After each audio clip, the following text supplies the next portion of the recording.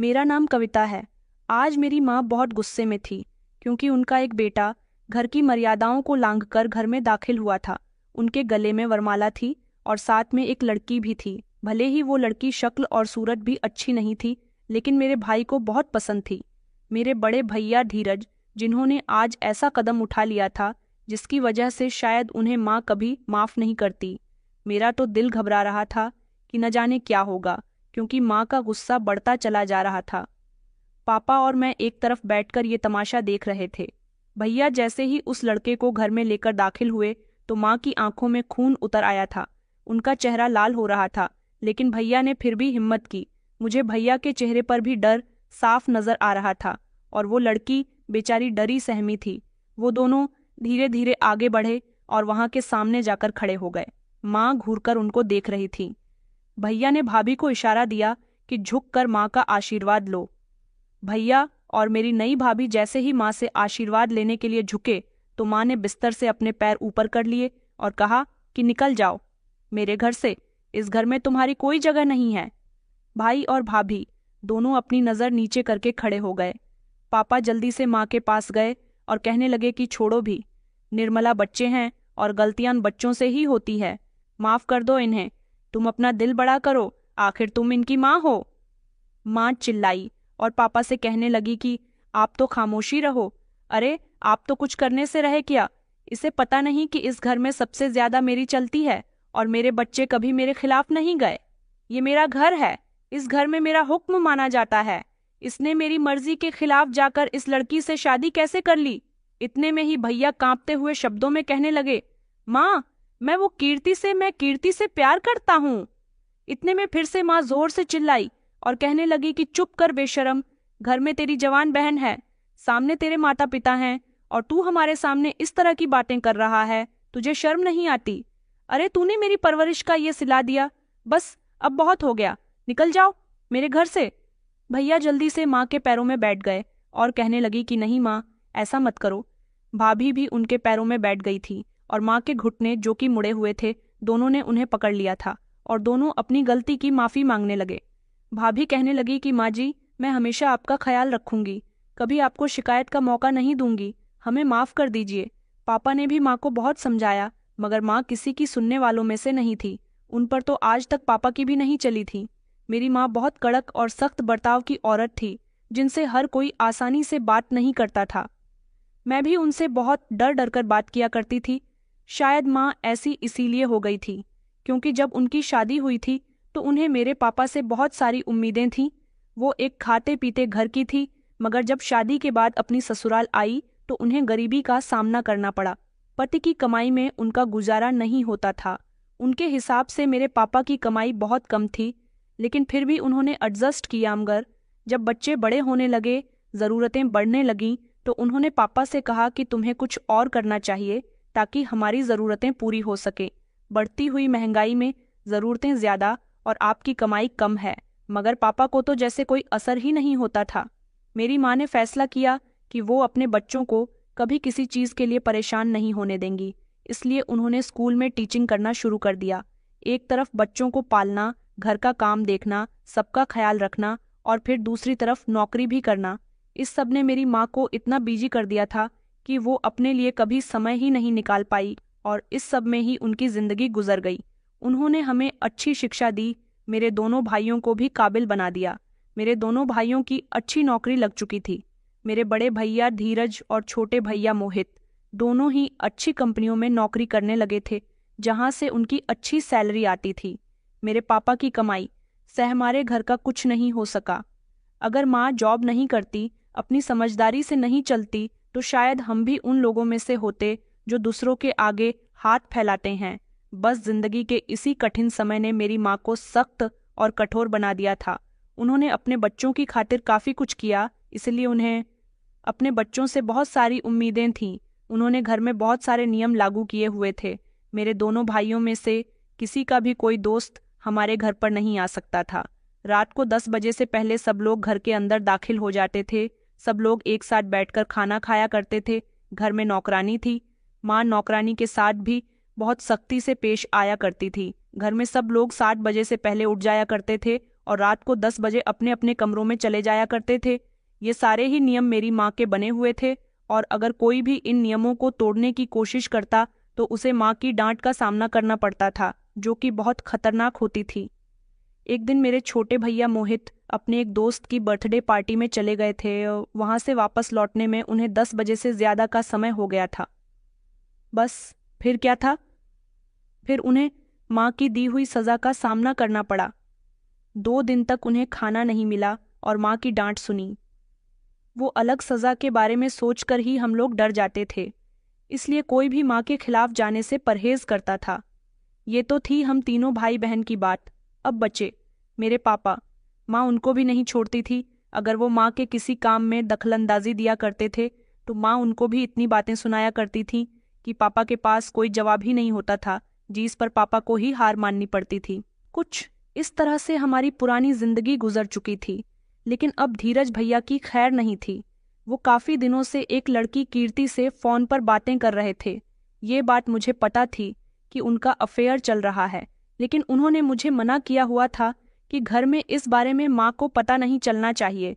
फिर कीर्ति भाभी ने भैया पर प्रेशर डालना शुरू कर दिया कि धीरज कुछ करो, मेरे घर वाले मेरे लिए रिश्ता तलाश कर रहे हैं, मैं तुमसे बहुत प्यार करती हूँ और तुम्हारे अलावा किसी से शादी नहीं करूंगी। कुछ इसी तरह की मोहब्बत मेरे भैया भी उनसे किया करते थे। उन्होंने बड़ी डरते डरते एक दिन माँ से बात की और उनको बताया कि एक लड़की है, मैं उससे बहुत प्यार करता हूँ कि आप उसके घर मेरा रिश्ता लेकर जा सकती हैं। पहले तो माँ को गुस्सा आया, लेकिन वो खामोश रही। फिर उन्होंने लड़की के घर जाने का फैसला किया, जिस पर हम लोग खुश हो गए थे।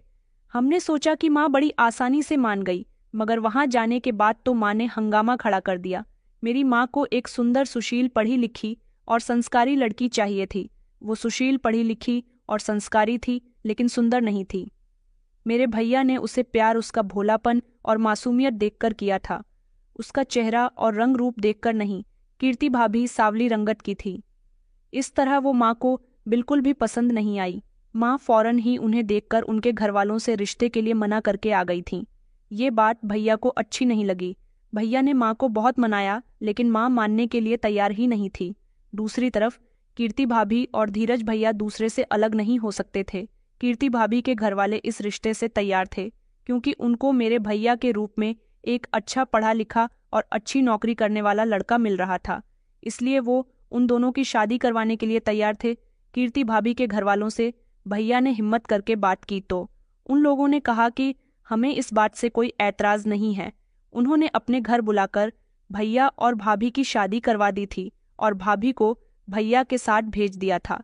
लेकिन यहाँ आने के बाद उन दोनों की अच्छी क्लास लगने वाली थी। माँ ने भाभी को बहुत सारी बातें सुनाई थीं। कहा था कि इस लड़की ने तुम्हें अपने प्यार के जाल में फंसा लिया।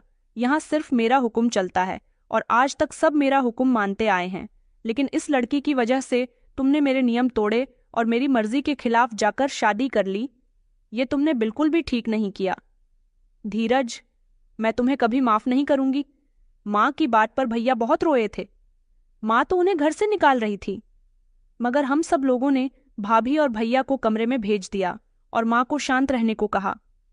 हमें पता था कि वक्त के साथ माँ का गुस्सा शांत हो जाएगा, लेकिन ये नहीं पता था कि इसका अंजाम बहुत बुरा होने वाला है।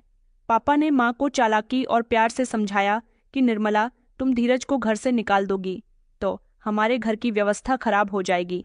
धीरज अच्छा कमाता है, उसकी सैलरी तो मोहित से भी ज्यादा है, इसलिए तुम उसको घर से बाहर मत निकालो, उसे घर में ही रहने दो। वो अगर यहाँ से चला गया तो हमें बहुत सारी परेशानियों का सामना करना पड़ सकता है। ये सुनकर माँ थोड़ी शांत पड़ गई थी, लेकिन उनके मन में जो प्लान चल रहा था उसके बारे में कोई भी नहीं जानता था। अगले दिन भैया भाभी जब अपने कमरे से बाहर निकले और माँ का आशीर्वाद लेने के लिए पहुंचे तो उन्होंने उनको आशीर्वाद देने के लिए हाथ आगे बढ़ा दिया था। ये देखकर तो हम लोग भी हैरान रह गए थे। माँ का सारा गुस्सा चुटकियों में खत्म हो गया था। पापा जानते थे कि उनका प्लान काम करेगा, लेकिन इतनी जल्दी और इतना असरदार साबित होगा ये तो उन्हें भी नहीं पता था। हम लोगों को खुशी हुई थी कि माँ ने अपना दिल बड़ा किया और भैया भाभी को माफ कर दिया। भैया नॉर्मली काम पर जाने लगे थे। भैया भाभी अब खुश रहने लगे थे। भाभी जो इस घर में आई थी उनके चेहरे पर उदासी थी, लेकिन अब माँ के मान जाने पर वो बहुत खुश नजर आ रही थी। मैं भी खुश थी कि मेरी भाभी अच्छी है। भाभी ने जल्द ही माँ का दिल जीतने के लिए घर के सारे कामकाज अपने हाथ में ले लिए थे और ये देखकर माँ ने फौरन ही घर से नौकरानी को निकाल दिया और कहा कि अब हमें तुम्हारी कोई ज़रूरत नहीं है। ये सब देखकर मुझे बड़ी हैरानी हुई। मैंने कहा, माँ, नौकरानी को काम से निकाल रही हो तो काम कौन करेगा? माँ कहने लगी कि आ गई है ना हमारे घर में एक और नई नौकरानी, वो भी फ्री की। इतना कहकर माँ मुस्कुराती हुई अपने कमरे में चली गई थी। लेकिन ना जाने क्यों मेरे दिल में एक शक की लहर दौड़ गई थी।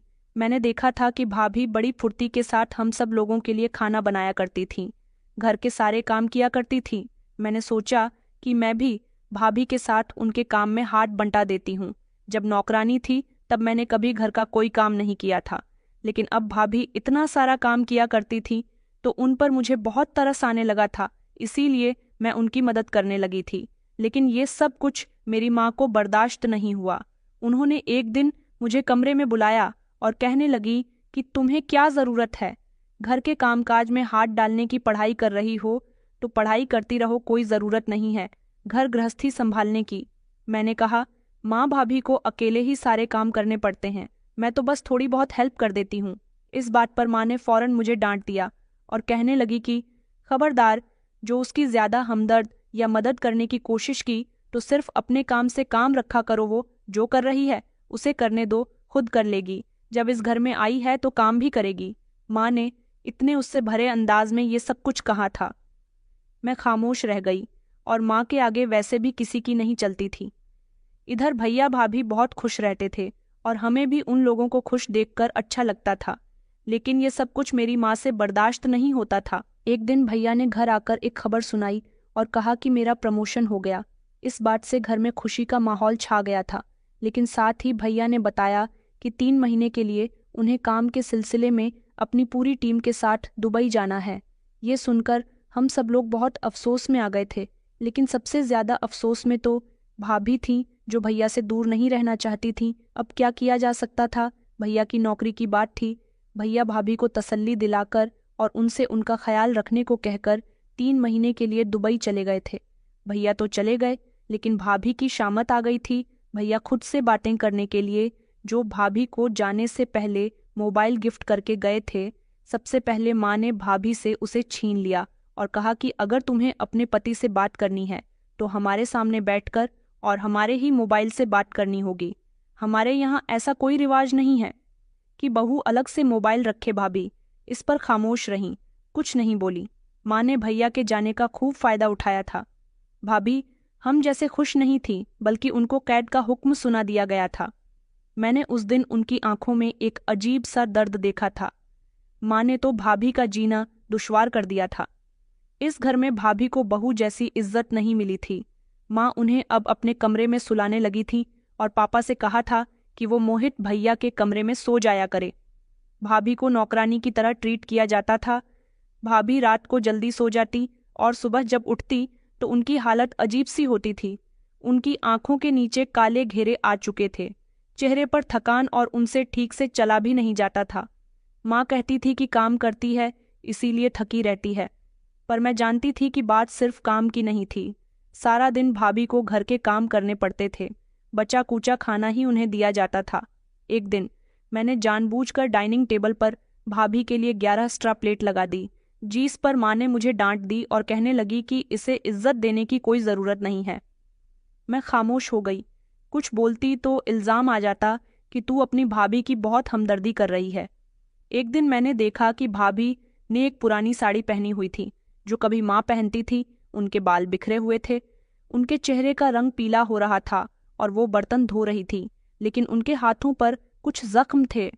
मैंने आगे बढ़कर भाभी से पूछा कि आपके हाथों पर ये जख्म कैसे हैं? भाभी ने मुस्कुराकर जवाब दिया, ये तो ज़्यादा पानी में हाथ रहने की वजह से हो गए हैं और कुछ नहीं। लेकिन मैं जानती थी कि ये सब पानी की वजह से नहीं हुआ था। ये भाभी पर जुल्म हो रहा था, जिसको वो रोज सहती थी। मैं जानती थी कि माही भाभी के साथ कुछ ना कुछ ऐसा करती है जिसकी वजह से वो इतना परेशान रहती है। मेरे पास मोबाइल नहीं था जो मैं माँ की शिकायत भैया से कर सकती।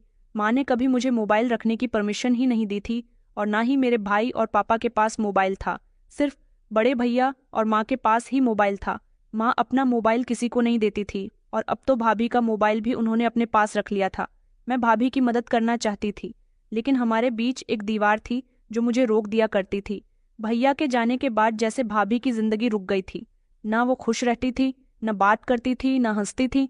मैं कभी कभी सोचती थी कि भाभी कितना खुश हुई थी जब माँ ने उनको माफ कर दिया था। भाभी पर माँ का सुलूक सख्त से सख्त होता जा रहा था और मैं बस देख रही थी, कुछ कर नहीं सकती थी।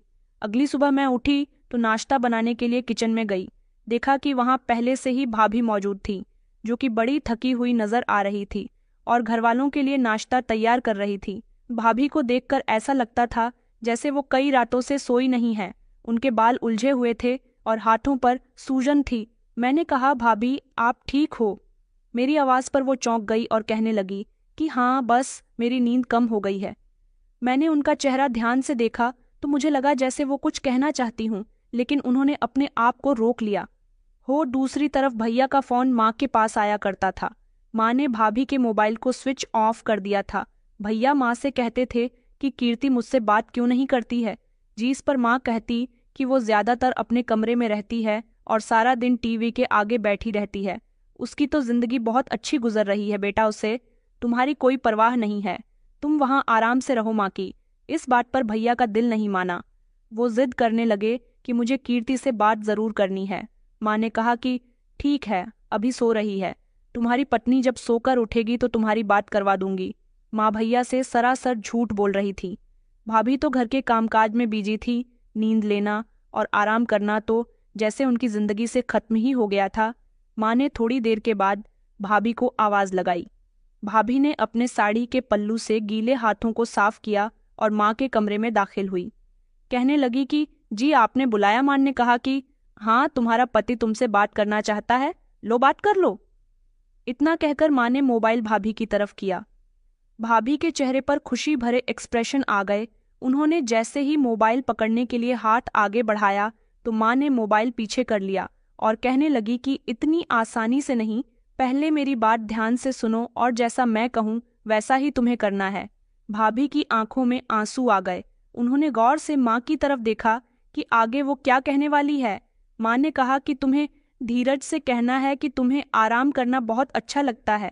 मोबाइल चलाने से अच्छा मुझे टीवी देखना लगता है, इसलिए मैं सारा दिन अपने कमरे में रहती हूँ।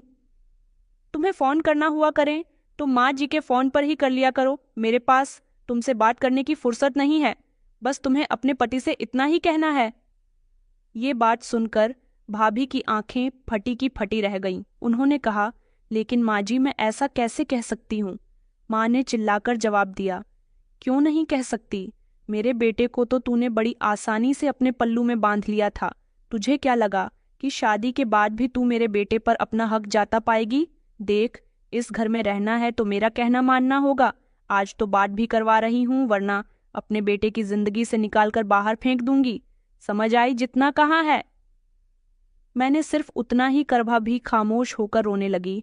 उन्होंने कहा कि ठीक है, मैं सही कहूंगी, और फिर उन्होंने हाथ में मोबाइल लिया। भैया को फोन मिलाया गया। माँ ने फोन का स्पीकर ऑन कर दिया था, जिस पर भैया भाभी को डांट रहे थे कि तुम्हें मेरी बिल्कुल भी फिक्र नहीं है। मुझे यहाँ आए हुए 15 दिन से ज्यादा गुजर चुके हैं। तुमने एक दिन भी मुझे फोन नहीं किया। क्या मैंने तुम्हें इसीलिए मोबाइल दिया था? भाभी ने वही सब कुछ कहा जैसा कि माँ ने उनसे भैया को कहने के लिए कहा था। भैया और भाभी के बीच दरार पड़ चुकी थी। भैया भाभी पर गुस्सा होने लगे और उनसे नाराज होकर उन्होंने फोन बंद कर दिया।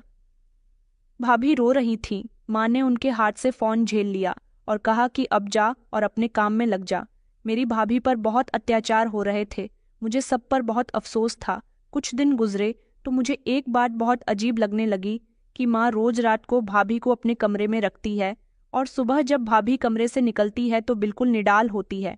रात को जब माँ भाभी को कमरे के अंदर बुलाती है तो कमरे का दरवाजा भी अंदर से बंद कर लिया करती है।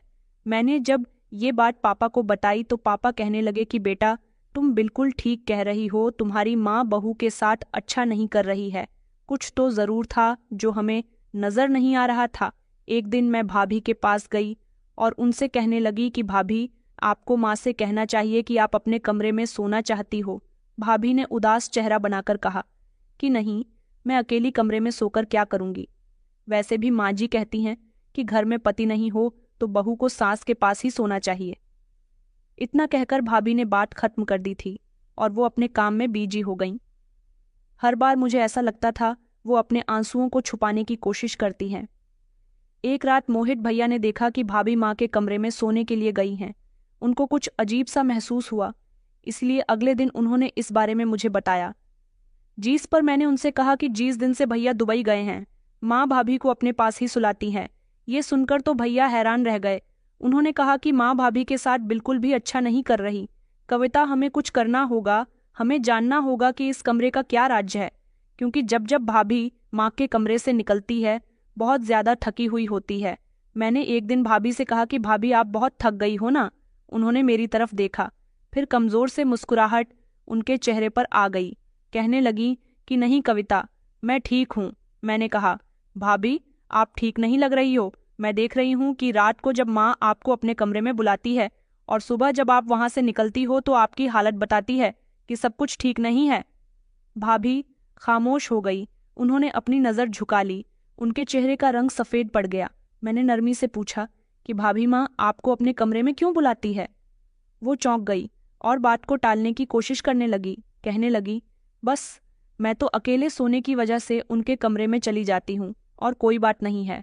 मैंने भाभी से बहुत जिद की और कहा कि आप झूठ बोल रही हो। सच क्या है मुझे बता दो। मैं किसी को कुछ नहीं बताऊंगा। लेकिन उन्होंने मुझे कुछ भी नहीं बताया और मैं समझ गई थी कि वो ज़रूर कुछ छुपा रही है। रात को मैंने मोहित भैया को सब कुछ बता दिया, क्योंकि मुझे भाभी का चेहरा देखकर समझ आ गई थी कि दाल में कुछ काला है। भैया ने कहा कि हमें कुछ करना होगा, चाहे माँ को बुरा क्यों ना लगे। हमें जानना होगा कि आखिर बंद कमरे के अंदर भाभी के साथ क्या होता है। रात को जब माँ किसी काम से कमरे से बाहर निकली तो मैं उनके कमरे में पहले ही जाकर छुप गई थी और फिर उन्होंने भाभी को कमरे के अंदर बुलाया। कमरे में हल्की सी रोशनी आ रही थी। मेरा दिल जोर जोर से धड़क रहा था। भाभी कमरे के अंदर आ चुकी थी। पहले तो मुझे कुछ समझ नहीं आया, लेकिन थोड़ी देर के बाद माँ को गुस्सा आने लगा था। माँ भाभी से अपनी टांगें दबवा रही थी और कहने लगी कि जोर जोर से दबा, मनहूस हाथों में जान नहीं है क्या? अभी तुझे कमरे की सफाई भी करनी है। भाभी ने थकी हुई और कमजोर आवाज में कहा, जी ठीक है। भाभी की हालत देखकर मेरी आंखों से आंसू निकल आए। मेरी माँ उनसे सिर्फ अपनी सेवा नहीं करवाती थी, बल्कि उन्होंने भाभी को अपने गुलाम बना लिया था। अब सब मुझे पता चल गया था। मैं जान चुकी थी कि भाभी सुबह बेहाल क्यों निकलती है और सारा दिन खामोश क्यों रहती है, क्यों उनकी आंखों में चमक नहीं होती। मैंने जब भैया और पापा को इस बारे में बताया तो वो भी हैरान रह गए। अगले दिन भाभी के हाथ से अचानक कांच का ग्लास टूटकर जमीन पर गिर गया। माँ को जैसे ही ग्लास टूटने की आवाज आई, वो फौरन ही किचन में आई और भाभी को डांटने लगी कि इस मनहू से कोई काम करना नहीं आता। भाभी ने फौरन कांच के टुकड़े समेटने शुरू किए, जिसमें से एक उनकी उंगली में भी चुप गया था, जिसमें से खून बहने लगा, लेकिन उन्होंने बर्दाश्त किया। मैं आगे बढ़कर उनका हाथ पकड़ने लगी और उनका हाथ साफ किया, लेकिन भाभी ने अपनी नज़र झुका ली। शाम को जब मोहित भैया आए तो मैंने उनको भाभी के बारे में बता दिया। भैया ने कहा कि बस बहुत हो गया, अब मैं खुद भैया से बात करूंगा, उन्हें सारी हकीकत के बारे में बताऊंगा। लेकिन ये इतना आसान नहीं था। मोहित भैया ने अपने दोस्त के मोबाइल से भैया को फ़ोन किया, लेकिन उन्होंने फ़ोन उठाया ही नहीं। वो काम में इतना ज़्यादा बिजी थे कि उन्होंने वापस पलटकर भी फ़ोन नहीं किया। कुछ दिन इसी तरह से गुजर गए। एक दिन एक खबर आई जिसने हमारा दिल दहलाकर रख दिया। वो ये थी कि भैया की कंपनी के कुछ लोगों का फ़ोन आया। माँ के मोबाइल पर उन्होंने बताया कि एक्सीडेंट होने की वजह से आपके बेटे की मौत हो गई है। ये खबर सुनकर माँ के होश उड़ गए थे और वो ज़ोर ज़ोर से रोने लगी थी। हमें ये खबर मिली तो हमें भी बहुत अफसोस हुआ। मेरे धीरज भैया इस दुनिया को छोड़कर जा चुके थे। हम सब लोगों से बहुत प्यार करते थे और सबसे ज़्यादा उनसे प्यार तो भाभी किया करती थीं, जो इस उम्मीद में जिंदा थी कि कुछ ही दिनों बाद उनका पति वापस लौट आएगा। लेकिन अब वो ऐसी जगह चले गए थे जहाँ से वापस आना नामुमकिन था। भाभी विधवा हो चुकी थी। भैया की मौत से सबसे ज़्यादा असर भाभी पर पड़ा था, जो पहले ही काफ़ी कुछ सह रही थी। अब उनकी ज़िंदगी में और ज़्यादा परेशानियां आने वाली थीं। भैया की मौत को एक हफ्ता ही गुजरा था कि माँ ने भैया की मौत का गम करना तो बंद कर दिया, बल्कि उनकी पत्नी को और ज्यादा सताना शुरू कर दिया। ये सब कुछ अब मोहित भैया से बर्दाश्त नहीं हो रहा था, इसलिए वो माँ के पास गए और उनसे उन्होंने गुस्से में बात की और कहा कि माँ, आप भाभी के साथ बिल्कुल भी अच्छा नहीं कर रही हो। आखिर आप उनके साथ ऐसा क्यों करती हो? क्या वो इंसान नहीं है? आप तो उनके साथ जानवरों जैसा सुलूक करती हो। अगर आप उन्हें पसंद नहीं करती थी तो आपको भैया से कहना था कि वो अपनी पत्नी को अपने साथ ले जाए, लेकिन आप तो यहाँ उनसे न जाने किस बात का बदला ले रही हो। आखिर आप ऐसा क्यों कर रही हो माँ? हमसे ये सब देखा नहीं जाता। ये सुनकर माँ मुस्कुराई और कहने लगी, आज तुम उस 2 टके की लड़की के लिए मेरे सामने ऊंची आवाज में बात कर रहे हो। तुम्हें उससे बड़ी हमदर्दी हो रही है। उसके साथ ये सब कुछ इसलिए किया जा रहा है क्योंकि वो जबरदस्ती मेरे बेटे की जिंदगी में शामिल हुई थी। उसने मुझे मेरे बेटे से दूर करने की कोशिश की। मैं अपनी मर्जी की बहू इस घर में लेकर आना चाहती थी। उसकी वजह से मेरा बेटा बहक गया और उससे शादी कर ली, इसीलिए उसके साथ ये सब कुछ हो रहा है। ये उसके किए की सजा है। और अब तो वो मनहूस मेरे बेटे को भी खा गई। उसका मनहूस परछावा जब से इस घर में पड़ा है, घर में कुछ भी ठीक नहीं हो रहा। मेरे जीते जागते जवान धीरज की मौत हो गई। ये सब इस मनहूस की मनहूसियत की वजह से हुआ है। भैया ने माँ को खामोश करवाया और कहा कि बस माँ, अब मैं भाभी के खिलाफ एक शब्द भी नहीं सुनूंगा। अगर भैया भाभी ने एक दूसरे से लव मैरिज की तो लव मैरिज करना कोई पाप तो नहीं है। दोनों एक दूसरे को पसंद करते थे, एक दूसरे से प्यार करते थे और उन दोनों को दूसरे के साथ शादी करने का हक था। आपको हक नहीं कि आप उनको सजा दो। मैं ये सब कुछ अवार्ड बर्दाश्त नहीं करूंगा। भैया की बात सुनकर माँ ने कहा, अच्छा, तो बात यहाँ तक पहुँच गई है। अब समझ आया कि तुम्हें इस लड़के की इतनी फिक्र क्यों हो रही है। भाभी चौंक गई और सहम गई, जो वहां पर खड़ी हुई उन दोनों की बातें सुन रही थी। माँ ने कहा कि लगता है तुम्हारे भाई की तरह वो तुम्हें भी पसंद आ गई है। अब उसने तुम पर डोरे डालना शुरू कर दिया। भैया के चेहरे का रंग उड़ गया। उन्होंने माँ की तरफ देखा, जैसे उन्हें इस बात पर यकीन नहीं आ रहा हो। भैया चिल्लाए और कहने लगे कि ऐसा कुछ भी नहीं है माँ। फिर माँ चिल्लाई और कहने लगी कि ऐसा ही है, तभी तो तुम हमेशा उसके आगे पीछे घूमते रहते हो, उसकी तरफदारी करते रहते हो और आज अपनी माँ की आंखों में आंखें डालकर भी उसकी ही वजह से बातें कर रहे हो। जब वो इस घर में नहीं थी तब तो तुम में से किसी की इतनी हिम्मत नहीं थी। अब जिसको देखो वो उसकी ही हमदर्दी करता रहता है। भैया खामोश हो गए क्योंकि माँ से कोई नहीं जीत सकता था। वो ये बात जान चुके थे। उन्होंने कहा, माँ, आपको शर्म आनी चाहिए। आपने तो आज अपने बेटे पर भी इल्जाम लगा दिया। मैं भाभी की इज्जत करता हूँ इसलिए आवाज उठा रहा हूँ। और आप हो? छी। मोहित भैया को बहुत गुस्सा आ रहा था। वो वहां से पलट कर आ गए थे। मैंने माँ की तरफ देखा तो उन्हें बहुत गुस्सा आ रहा था। थोड़ी देर बाद मैं भैया के कमरे की तरफ गई। उनके कमरे का दरवाज़ा खटखटाया। उन्होंने दरवाज़ा खोला तो उनकी आंखें लाल हो रही थीं। मैं कमरे में दाखिल हुई। भैया खामोश थे। फिर थोड़ी देर के बाद कहने लगे कि कविता, ये सब खत्म नहीं होगा। आखिर हम लोग कब तक माखू ये सब करते हुए देखते रहेंगे? हमेशा माँ ने हम पर अपनी ही चलाई है और अब भाभी के साथ भी भैया की बात खामोशी से मैं सुनती रही।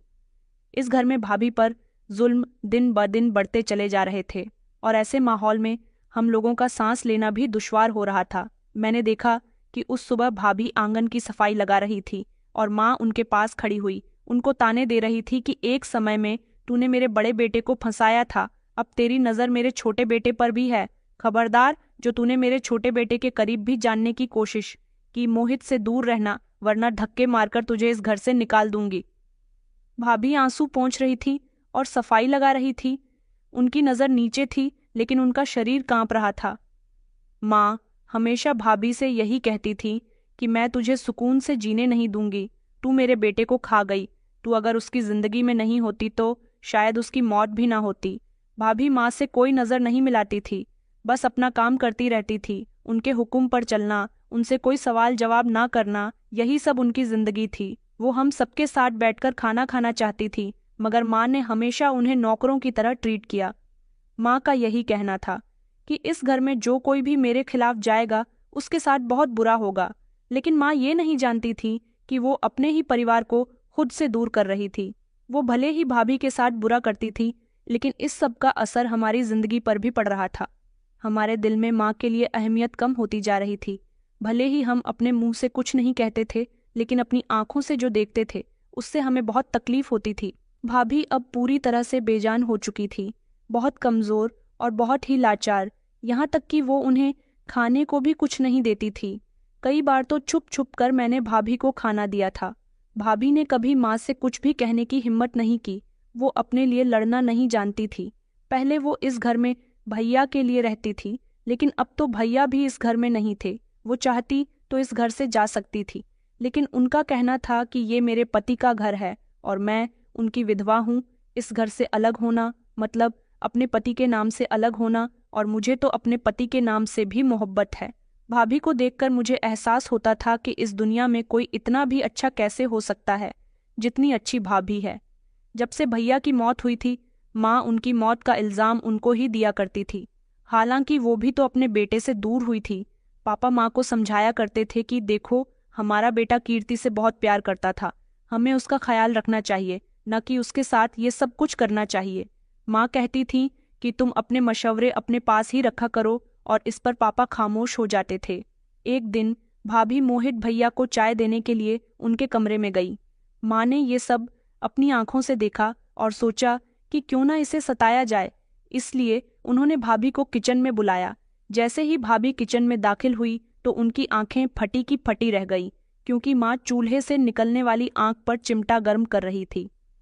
अपनी सास को किचन में काम करते हुए देखकर वो हैरान रह गई। उन्होंने कहा, माँ जी, आपने मुझे बुलाया और आप ये क्या कर रही हो? लाइए, मैं कर देती हूँ चीज। परमा ने जल्दी से गैस ऑफ किया और कहने लगी कि मैंने तुझे मना किया था कि चाहे कि इतना ही जरूरी काम क्यों ना हो, तुझे मोहित के कमरे में नहीं जाना। तू वहां पर क्यों गई? भाभी डर गई, उनके शब्द कांपने लगे। उन्होंने कहा, वो माँ जी, मैं तो बस में चाय देने के लिए गई थी। माँ ने कहा, क्यों गई थी चाय देने के लिए? चाय तू उसके कमरे के बाहर भी तो रख सकती थी ना। मैं अच्छी तरह से जानती हूँ कि तू मेरे बेटे पर डोरे डाल रही है। देख, जो तूने अपने दिमाग में बसाकर रखा है ना, वो मैं पूरा नहीं होने दूंगी। माँ ने भाभी का हाथ पकड़ लिया और कहने लगी कि इसी हाथ से मेरे बेटे के लिए चाय लेकर गई थी ना। भाभी डर गई और कहने लगी कि माँ जी, मुझे छोड़ दो, मैं आइंदा ऐसा नहीं करूंगी। मैं भूल गई थी, लेकिन माँ ने उनकी एक न सुनी और गर्म गर्म चिमटा उनकी कलाई पर रख दिया, जिस पर भाभी की जोरदार चीख निकली थी। मैं अपने कमरे में थी, मोहित भैया अपने कमरे में थे और पापा घर से बाहर थे। जब भाभी के चीख की आवाज़ हम दोनों ने सुनी तो हम दोनों अपने अपने कमरे से बाहर निकल आए थे और फौरन ही किचन की तरफ आए तो देखा कि माँ भाभी का हाथ जला रही थी। माँ को देखकर मैं तो अपनी जगह सहम गई थी, लेकिन मोहित भैया इस बार बर्दाश्त नहीं कर सके थे। उन्होंने सोच लिया था कि अब आर हो या पार हो, वो अपनी माँ के खिलाफ जाकर ही रहेंगे। उन्होंने माँ के हाथ से चिमटा छीना, भाभी को पीछे की तरफ धकेला और कहने लगे कि आखिर ये सब क्या हो रहा है माँ? मुझे यकीन नहीं होता कि आप इंसान हो, क्योंकि जैसी हरकतें आप कर रही हो ऐसी हरकतें तो कोई दरिंदा ही करता है। आपको इस मासूम लड़की का चेहरा दिखाई नहीं देता। आखिर आप इन पर कितने अत्याचार करोगी? माँ ने भैया की तरफ चौंक कर देखा, जैसे उन्हें अंदाजा नहीं था कि उनका बेटा उनसे इस अंदाज में बात करेगा। उन्होंने कहा कि तू फिर से आ गया अपनी भाभी की हिमायत लेने, ये मासूम नहीं है। भैया कहने लगे, तो फिर क्या है? ये माँ के माथे पर बल पड़ गए, क्योंकि आज भैया के चेहरे पर बहुत गुस्सा था। मोहित भैया ने कहा कि आपको शर्म नहीं आती कि आपका बड़ा बेटा मर गया और आप उसकी विधवा के साथ ये सब कुछ कर रही हो? घर में अजीब तरह का शोर हो रहा था। माँ और भैया जोर जोर से लड़ाई कर रहे थे। तभी पापा घर के अंदर दाखिल हुए और जब वो किचन में आए तो उन्होंने भाभी का जला हुआ हाथ देख लिया, जिस पर उन्हें भी तरस आया था। भाभी रो रही थी, लेकिन उनके मुंह से एक शब्द भी नहीं निकल रहा था। दूसरी तरफ भैया और माँ में बहुत झगड़ा हो रहा था।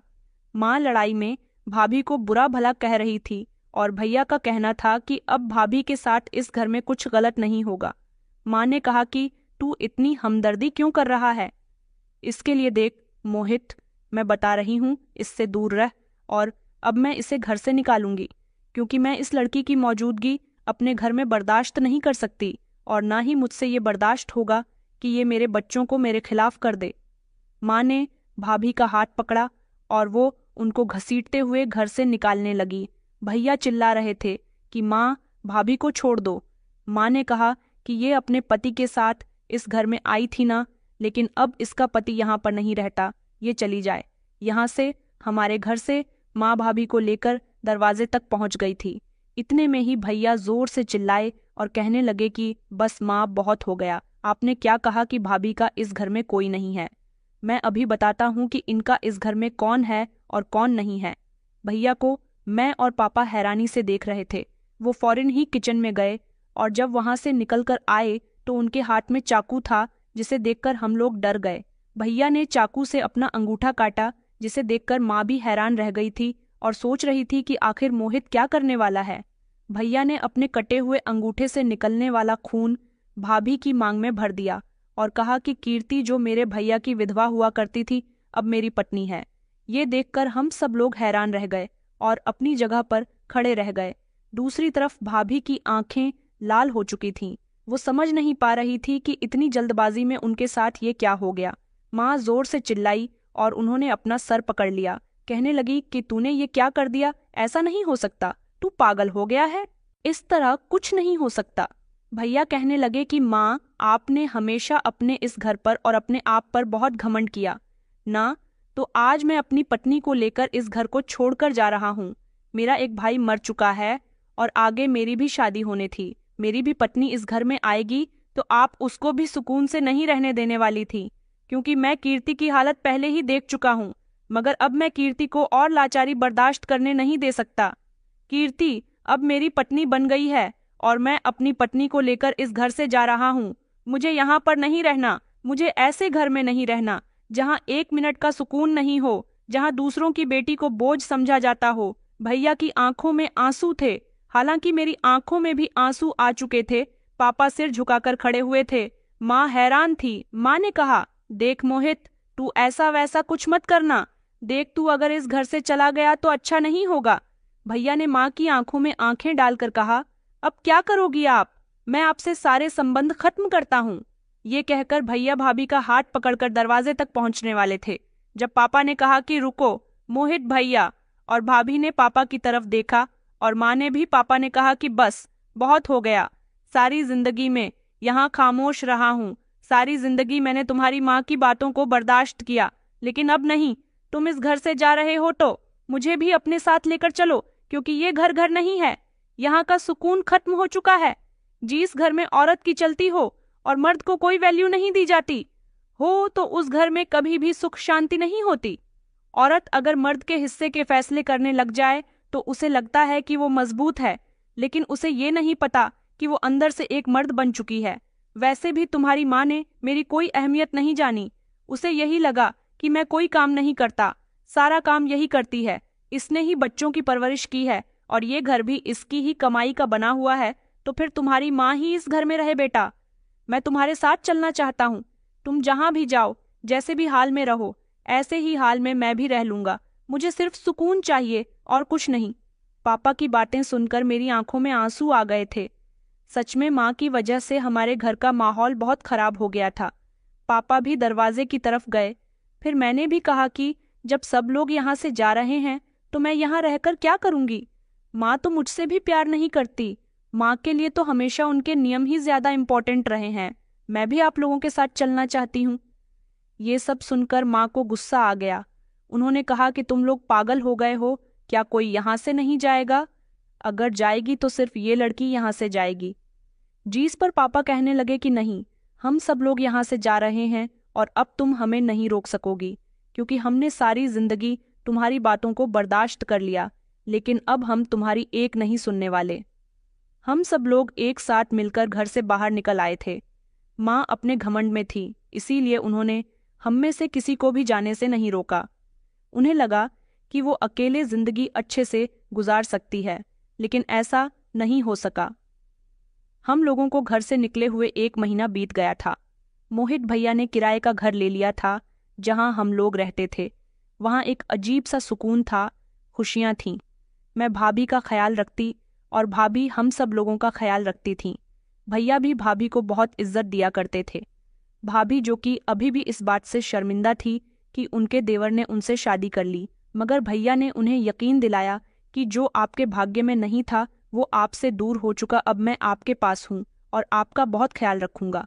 उन दोनों के बीच मोहब्बत का रिश्ता ऐसा नहीं था जैसे धीरज भैया और भाभी के बीच में था, लेकिन फिर भी घर में सुकून था। हम लोग खुशी खुशी रहते थे। हम लोगों ने माँ से कोई भी मतलब रखना छोड़ दिया था। फिर एक दिन ऐसा आया जब हम सब आपस में बैठे हुए हंसी मजाक कर रहे थे। जब हम माँ के साथ रहते थे तो हम में से किसी को भी खुलकर हंसने की परमिशन नहीं थी, मगर यहाँ हमारा जो मन करता वो हम किया करते थे। उसी दिन दरवाजे पर जोर जोर से दस्तक होने लगी। जैसे ही मोहित भैया दरवाजा खोलने के लिए गए तो सामने माँ को बेहाल देखकर बहुत परेशान हो गए थे, क्योंकि अब माँ का कोई सहारा नहीं बचा था। उन्हें लगता था कि जिस तरह बचपन में उन्होंने मेहनत करके सब कुछ ठीक कर लिया था, अब भी वो ऐसा ही करेंगी, लेकिन अब उनकी बूढ़ी हड्डियों में वो जान नहीं थी और उनके परिवार भी उनसे दूर हो चुका था। वो दरवाजे पर हाथ जोड़कर भैया से माफी मांग रही थी और कहने लगी कि बेटा, सब लोग वापस चलो। मैं अपनी गलती पर बहुत शर्मिंदा हूँ। मैं बहुत घमंडी थी, मगर अकेले रहने से मुझे ये एहसास हो गया कि कोई किसी का नहीं होता। मुझे एक बड़ी बीमारी ने घेर लिया। मेरा सहारा कोई नहीं है। हर कोई मुझसे दूर जाता है। मुझे तुम लोगों की बहुत याद आती है। मुझे रियलाइज हो गया कि मैं एक अच्छी औरत नहीं थी। बेटा, मैं तुम सबसे माफ़ी मांगना चाहती हूँ। भैया ने माँ को कोई रिएक्शन नहीं दिया, लेकिन फिर भाभी ने माँ को संभालना और घर के अंदर लेकर आ गई। उन्होंने हम सबको यही समझाया कि गलती इंसान से ही होती है। सबसे बड़ी बात यह है कि माँ जी को अपनी गलती रियलाइज हो गई। हम में से कोई भी माँ को स्वीकार करने के लिए तैयार नहीं था, लेकिन भाभी की अच्छी अच्छी बातों ने हमारा दिल जीत लिया था। माँ की आंखों में आंसू आ गए। उन्होंने भाभी से माफ़ी मांगी और कहा कि बेटा, मुझे लगता था कि तुम मुझे माफ़ नहीं करोगी, मगर तुम दिल की बहुत अच्छी हो। मुझे माफ़ कर दो। हम सब ने खुशी खुशी माँ को माफ़ कर दिया और फिर कुछ समय के बाद हम लोग वापस अपने घर चले गए थे। माँ पूरी तरह से बदल गई थी।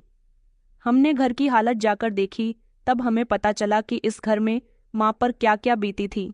माँ घर में अकेली रहने लगी थीं। उनके पास पैसे खत्म हो चुके थे। उनको एलर्जी की बीमारी लग चुकी थी, जिसकी वजह से उनके बदन से बदबू आ रही थी और घर में कोई आता भी नहीं था। भैया ने माँ का इलाज करवाया और हम सब ने अपना दिल बढ़ा करके माँ को माफ़ कर दिया, क्योंकि वो हमारी माँ थी। उनको उनके किए की सज़ा ऊपर वाला दे चुका था, तो फिर हम कौन होते थे उनसे मुंह फेरने वाले। तो दोस्तों, उम्मीद करती हूँ आपको हमारी कहानी पसंद आई होगी। कहानी पसंद आई है तो वीडियो को लाइक और चैनल को सब्सक्राइब करें। धन्यवाद।